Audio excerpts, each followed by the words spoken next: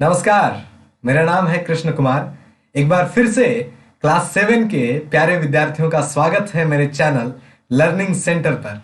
मेरे प्यारे बच्चों, जैसा कि आप सभी जानते हैं कि इस वीडियो सीरीज में हम ज्योग्राफी यानी क्लास 7 के भूगोल का पहला चैप्टर पढ़ रहे थे, पर्यावरण, जिसका पार्ट 1 हमने पहले पढ़ा था। और आज बच्चों पार्ट 2 हम पढ़ेंगे। ठीक है, चलिए बच्चों, अब आगे है, बिना समय को व्यर्थ किए वीडियो में आगे बढ़ते हैं। लेकिन उससे पहले जो बच्चे पार्ट 1 नहीं देखे हैं, मैं उनसे रिक्वेस्ट करता हूं कि बच्चे पहले जाके पार्ट 1 देखो, समझो और फिर पार्ट 2 में आओ। ठीक है बच्चों, बहुत सारी इंफॉर्मेशन आपको दी गई है। और अगर आप चैनल पे पहली बार आए हैं तो चैनल को सब्सक्राइब कीजिए, वीडियो को लाइक कीजिए, है ना। और अपने दोस्तों तक, जितने भी आपके दोस्त हैं, भाई हैं, बंधु हैं, बहन हैं, है ना, सखा सखी जो भी हैं, सब तक जो है आप क्या कीजिए, वीडियो को शेयर कीजिए। ठीक है। और हाँ, कुछ बातें कहनी हो, कुछ बात हो, कोई डाउट हो तो प्लीज, आपके लिए डॉट सेक्शन खुला है, कमेंट बॉक्स खुला है। आप प्लीज अपना डॉट वहां पोस्ट कीजिए। कुछ बातें हैं तो भी आप वहां पोस्ट कीजिए बच्चों। ठीक है। चलिए बच्चों, आज हम पार्ट 2 की शुरुआत करते हैं बच्चों। लेकिन उससे पहले, पार्ट 2 शुरुआत करने से पहले मैं आपको थोड़ी सी एक क्विक रिवीजन करवा देता हूँ। हम एनवायरनमेंट के बारे में पढ़ रहे थे बच्चों, याद होगा। शुरुआत में हमने अर्थ की इमेज लगाई थी, है ना। और इमेज कुछ इस तरह था, है ना। ये हमारा एनवायरनमेंट है। एनवायरनमेंट में इधर अर्थ दिख रहा है आपको, उधर मून दिख रहा होगा, है ना। उसके बाद में बताए थे कि हम इसी अर्थ में रहते हैं मेरे प्यारे बच्चों। इस अर्थ में हम लोग रहते हैं। इस अर्थ में तरह तरह की चीजें हमारे पास दिखाई देती हैं, जैसे जंगल, झाड़ी, पेड़ पौधे, जीव जंतु, घर द्वार, है ना, बस, ट्रक, सड़क वगैरह, फलाना ढिमकाना, तरह तरह की चीजें मिलती हैं। ये सभी के सभी चीजें जो हमारे आसपास दिखाई देती हैं, हम सभी को क्या कहते हैं?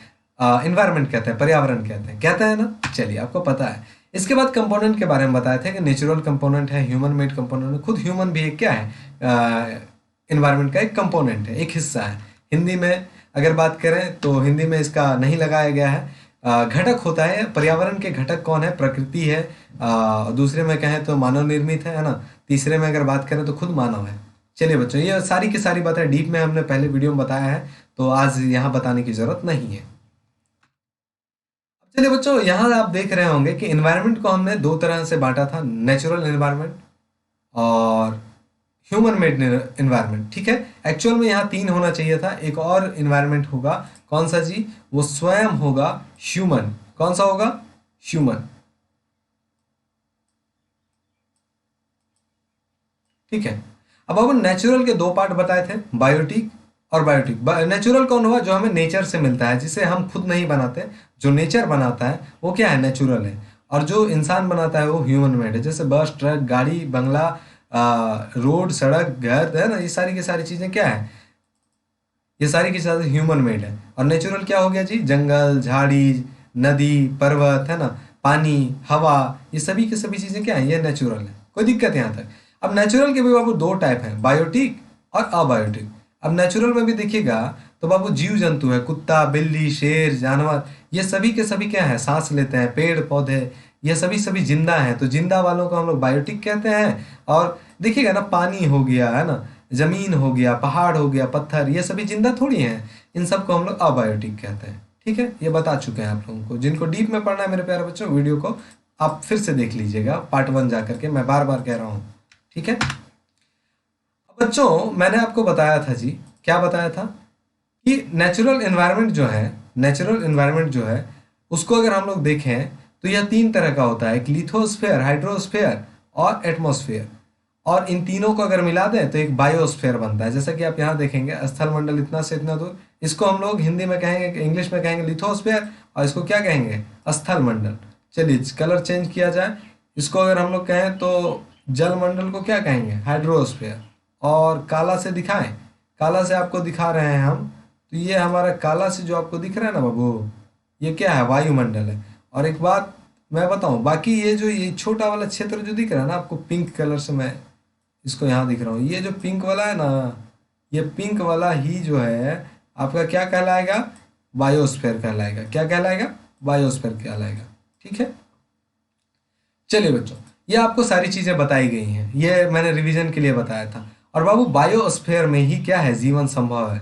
यानी हाइड्रोस्फीयर, लिथोस्फीयर यानी जमीन वाला भाग, पानी वाला भाग, हवा वाला भाग, तीनों मिलेगा तब जाकर के जैवमंडल बनेगा, और जैवमंडल में ही जीवन संभव है, बाकी किसी एक में जीवन संभव नहीं है मेरे प्यारे बच्चों। ये सारी चीजें आपसे हो गई हैं। चलिए आगे बढ़ते हैं। अब बात करते हैं बाबू इकोसिस्टम की। What is ecosystem? आपका एक बहुत बड़ा टॉपिक है इकोसिस्टम। आखिर परितंत्र क्या है? परितंत्र क्या है मेरे प्यारे बच्चों? मैं आपको किताबी भाषा में ना समझा करके मैं आपको आसान शब्दों में समझाता हूं। मैं अपने आप को बच्चों आपके सामने से हाइड कर लेता हूं ताकि मैं पूरी स्क्रीन का यूज कर सकूं। मंतर हो गया मैं, है ना? चलिए देखिए बच्चों, बात है कि यह एक जगह है। फॉर एग्जाम्पल यह एक जगह है, यहाँ तरह तरह के पेड़ पौधे जीव जंतु है ना, है ना?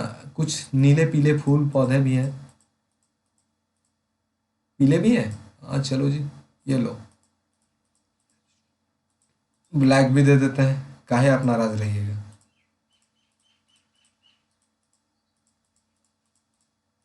ठीक है बच्चों, यह एक जगह है, यहाँ सभी प्रकार के जंगल झाड़ी जीव जंतु है ना, यानी प्लांट्स एनिमल, सभी तरह के लोग, पानी से वह में रहने वाले जीव, जमीन में रहने वाले जीव, सभी तरह के जीव हैं। देखिएगा बच्चों, ध्यान से समझिएगा, ठीक है? अब बच्चों, अब मैं बात पूछूं कि क्या ये अपने आसपास जहां ये रह रहे हैं, एक सेकेंड, जहां ये जीव जंतु बाबू रह रहे हैं, जहां ये प्लांट रह रहे हैं, क्या वहां पर एडजस्ट करना नहीं सीख जाते? आप या हम एक जगह पे रहेंगे, वहां धीरे धीरे एडजस्टमेंट की आदत नहीं डालेंगे? नई जगह में जाते हैं, थोड़ी आदत नहीं होती है, लेकिन जाते हैं फिर धीरे धीरे आदत बन जाती है। अब बाबू इकोसिस्टम भी हमारा कुछ वैसा ही है। देखिएगा ध्यान से, क्या है इकोसिस्टम ना, मैं आपको एक बारी पढ़ के बताऊंगा। कौन सा जी? देखिए, कहता है कि सभी पेड़ पौधे, जीव जंतु एवं मानव अपने आसपास के पर्यावरण पर आश्रित होते हैं। मेरे प्यारे बच्चों, कहीं पर भी हम सभी या जीव जंतु, कोई भी जीव जंतु पेड़ पौधा कहीं रहेगा, उसका एनवायरनमेंट, उसका पर्यावरण, उसके चारों ओर की चीज़ें ही खराब रहेंगी तो वहाँ वो नहीं रह पाएगा, क्योंकि वह डिपेंड करेगा उसी रहना उसका उसी जगह पर डिपेंड करेगा। जैसे फॉर एग्जांपल के लिए हम लोग को खाना की जरूरत पड़ती है, ठीक है? हम लोगों को सब कुछ मिल जाएगा, हवा मिल जाएगा, पानी मिल जाएगा, लेकिन भोजन नहीं मिल पाएगा मेरे प्यारे बच्चों। तो क्या हम वहाँ रह पाएंगे? तो हम वहाँ क्या तलाशते हैं? भोजन तलाशते हैं। तो कहता है कि अपने आसपास के पर्यावरण, पर्यावरण आपने जाना होगा कि जो भी आसपास की चीजें होती हैं हम सभी को पर्यावरण कहते हैं। तो पर्यावरण पर क्या होता है? आश्रित होता है। प्रायः वह एक दूसरे पर भी आश्रित होता है। आगे अभी बताएंगे बाबू, फूड चेन वाली चीजें भी बताएंगे। जीवधारियों का आपस में आपसी एवं अपने आसपास के पर्यावरण के बीच के संबंध ही परितंत्र का निर्माण करता है मेरे प्यारे बच्चों। देखिए बच्चों, क्या है परितंत्र, समझिएगा, बहुत मजे से करेंगे। एक सेकेंड भाई, आइए आप यहाँ। चलिए देखिए बच्चों, क्या है कि फॉर एग्जाम्पल यहाँ तरह तरह के एनिमल है, तरह तरह के जीव हैं, ठीक है? अगर किसी भी जीव को, चाहे ये ब्लैक वाला जीव है, इसको खाने के लिए कुछ नहीं मिलेगा तो क्या ये यहाँ रहेगा? नहीं रहेगा। और यह यहाँ रहने के लिए यह अपने आसपास के ही, अगर मान लो ये पेड़ पौधा ही खाता है, फॉर एग्जाम्पल ये काला वाला जो है, यह ब्लू वाला पौधा को खाता है ना? ब्लू वाला पौधा को क्या करता है? खाता है। ब्लू वाला पौधा को क्या करता है जी? खाता है। अब बताइए बच्चों कि ये जो दोनों जीव हैं, ये इसी को खाएंगे, खाएंगे ना? यानी इनडायरेक्टली या डायरेक्टली ये अपने आसपास, अपने पर्यावरण पर ही क्या है? आश्रित है मेरे प्यारे बच्चों। इंसान भी, अगर मैं कहूँ अपने आसपास ही, हम लोग गेहूं चावल मक्का ये हमारे आसपास ही मिलता है ना बच्चों, और हम लोग इसी पे आश्रित है। सभी जीव जंतु, अगर जंगल का शेर जो है अपने जंगल में रहने वाले हिरन पर आश्रित है, उसको मार करके खाएगा। छोटे छोटे जीवों पर आश्रित है। हिरन घास पर आश्रित है, अपने आसपास के घास पर आश्रित है। बच्चों, यही एक दूसरे पर आश्रित रहना, एक दूसरे पर डिपेंड रहना ही क्या नहीं, किसका निर्माण करता है जी? इकोसिस्टम यानी परितंत्र का निर्माण करता है। इंग्लिश में सारी चीजें लिखी हैं, हिंदी में आपको मैंने समझा दिया। कहता है all plants animal and human being depend on their immediate surrounding, यानी अपने आसपास के जो भी नजदीकी आसपास होता है उन पे डिपेंड रहना, ठीक है? Often they also interdepend on each other, यानी अगर देखें दूसरे शब्द, दूसरे ये में भी इनडायरेक्टली भी देखें तो हम लोग क्या है, एक दूसरे पर भी वो क्या है, इंटरडिपेंड रहते हैं, ठीक है? वो एक दूसरे पर भी आश्रित होते हैं। जैसे अगर मैं बात करूं, शेर किस पे आश्रित है? हिरन पे आश्रित है। जंगल में जीव रहने वाले उन पर आश्रित है ना?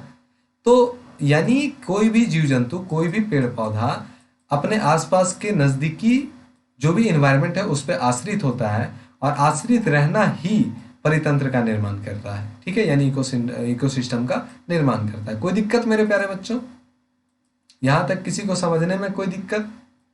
आशा करेंगे बच्चों नहीं समझने की बात ही नहीं है, आपको समझ में सारी चीजें आई होगी। ठीक है, चलिए, यानी अपने आसपास के पर्यावरण में एक दूसरे से जुड़ाव रहना, एक दूसरे के साथ रहना, अगर साथ रहना नहीं, एक दूसरे पे डिपेंड रहना मेरे प्यारे बच्चों। जैसे अपने आसपास कहाँ है जी? अपने आसपास यहाँ अगर बात करें आप, तो यहाँ क्या है? यहाँ घास है। ठीक है, फॉर एग्जाम्पल मैं एक अलग ड्राइंग बनाने की कोशिश करता हूँ। फॉर एग्जाम्पल ये एक जगह है, मैं आपके सामने नहीं दिख रहा हूँ, ये इधर घास है। बच्चों घास पे कौन डिपेंड है? डियर डिपेंड है, हिरन डिपेंड है। ठीक है, हिरन पे कौन डिपेंड है जी? तो लायन डिपेंड है। अब देखो, हिरन खाएगा किसको? घास को। अगर घास नहीं रहेगा तो क्या वो जीवित रह पाएगा? नहीं रह पाएगा। अगर हिरन नहीं रहेगा तो क्या शेर जीवित रह पाएगा? नहीं रह पाएगा। बच्चों इसी तरह से सारे जीव एक दूसरे से क्या है? जुड़े हुए हैं, एक दूसरे पर आश्रित हैं, एक दूसरे पर डिपेंड है। और यही डिपेंड जो है, यही डिपेंड रहना ही किसका फॉर्म करता है? क्या फॉर्म करता है जी? क्या निर्माण करता है? इकोसिस्टम का निर्माण करता है। कोई दिक्कत मेरे प्यारे बच्चों?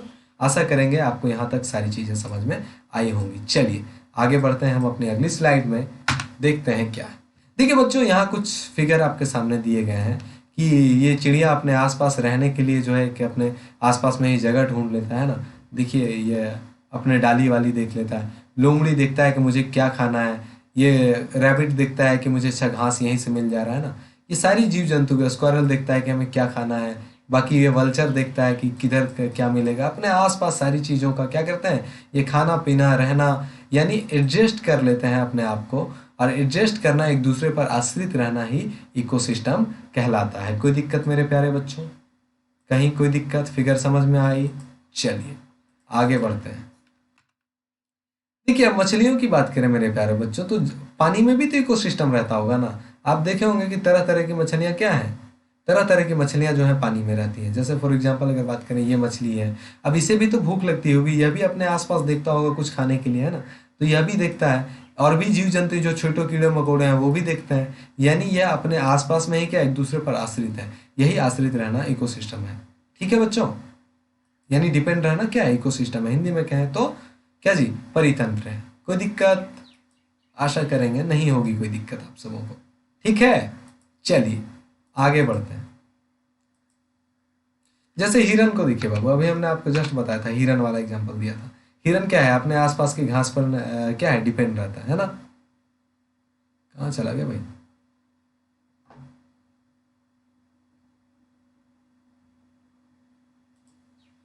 ये देखिए अपने आसपास के घास पर क्या है? डिपेंड है। ठीक है, और इस पर शेर डिपेंड है। अगर ये नहीं तो वो नहीं, है ना।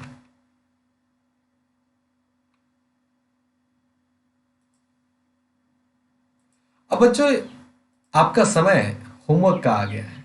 आज वीडियो छोटी होगी क्योंकि मुझे कहीं जाना है, और मैं आपको जल्द इसके आगे के पार्ट आपको दे दूंगा। यह आपका होमवर्क है, और होमवर्क यही है मेरे प्यारे बच्चों, व्हाट इज इकोसिस्टम। क्या है जी? What is ecosystem. ठीक है बच्चों, परितंत्र क्या है? आशा करेंगे परितंत्र आप समझे होंगे, और बाकी चीजें भी आप समझे होंगे जो भी मैंने आपको इस वीडियो में समझाया है। ठीक है बच्चों, चलिए आगे बढ़ते हैं बच्चों। इसी के साथ इस नोट पे करेंगे अपने इस लेक्चर को एंड। ठीक है, thanks for watching this video. अगर वीडियो पसंद आया तो लाइक कीजिए, चैनल को सब्सक्राइब कीजिए, वीडियो को शेयर कीजिए, और कोई बात मुझसे कहनी हो, कोई डाउट हो तो वीडियो के नीचे कमेंट कीजिए। लर्निंग सेंटर को बाबू आप लोग जितना ज़्यादा हो सके उतना ज़्यादा सब्सक्राइब कीजिए, क्योंकि इसी में आपको जैक और सीबीएसई दोनों से पढ़ने वाले विद्यार्थियों के लिए हम क्या डालते रहते हैं जी? वीडियो कंटेंट डालते रहते हैं, जो कि हिंदी और इंग्लिश दोनों में होता है। ठीक है, चलिए बच्चों, तो इसी के साथ करेंगे इस सेशन का एंड। मिलेंगे आपसे अगली वीडियो में, तब तक के लिए जय हिंद।